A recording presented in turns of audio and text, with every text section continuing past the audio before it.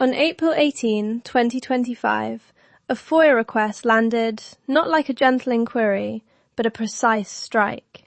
It was aimed directly at the core operational machinery of Radford City DSS, containing 7 specific questions about their legal representation. These weren't fishing expeditions. They demanded names and contacts of all attorneys and firms, the contracts and MOUs detailing their agreements, and the entire financial trail, invoices, billing records, payment logs. They also sought performance reviews, internal communications about counsel selection and oversight, state-level correspondence with VDSS on legal conduct, and finally, the very policies and procedures used to authorize this counsel. The reaction? Total radio silence. An 11-day delay followed, and then, chillingly, a weekend dedicated to what's described as a shredding spree.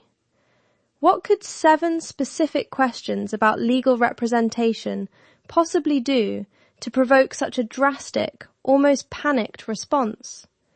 It suggests these questions didn't just ask for paperwork, they threatened to expose how the machinery operated in the dark.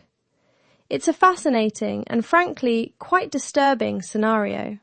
So, let's go down this rabbit hole together. Let's break down these 7 questions.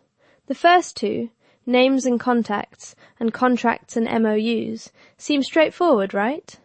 But why is knowing who the legal representatives are and what agreements they have so critical? It's the foundational layer of accountability. You need to know who is on the payroll and under what terms. Then we get to the financial trail and performance reviews. This delves into the cost and the quality of the legal services provided. Were they getting value for money? Were there complaints or concerns about their counsel's performance? This is where the rubber meets the road in terms of service delivery and potential mismanagement. Questions 5 and 6, internal comms and state-level correspondence, unpack the flow of information and oversight. How was counsel selected? Who was overseeing them? Were there any red flags raised internally, or any communication with the state DSS about their legal conduct? This probes the internal governance and external reporting structures. Finally, question 7, authorization policies. This asks for the exact procedures and guidelines used to select and authorize legal counsel. It's about the rules of the game. Were these rules followed? Were they even adequate? So, why did these 7 questions terrify them so much? Because they weren't just asking for a list of names or a few contracts. They were asking for the blueprint of how Radford City DSS managed its legal affairs. They were asking to see the machinery in action, and more importantly, how it operated when no one was looking, in the dark. This line of questioning could expose a multitude of potential issues. Think about it. Conflicts of interest where counsel might have had pre-existing relationships, a lack of proper oversight leading to unchecked spending or poor performance, questionable billing practices that were never scrutinized, or even improper selection processes that bypassed established procedures. The power of transparency is immense. These questions were designed to pull back the curtain, to illuminate practices that were perhaps intentionally kept in shadow. The fear of exposure, of what might be revealed about the agency's internal workings and its relationship with its legal representation, seems to be the driving force behind the extreme reaction. The 11-day delay is significant. In FOIA requests, agencies typically have a set time frame to respond.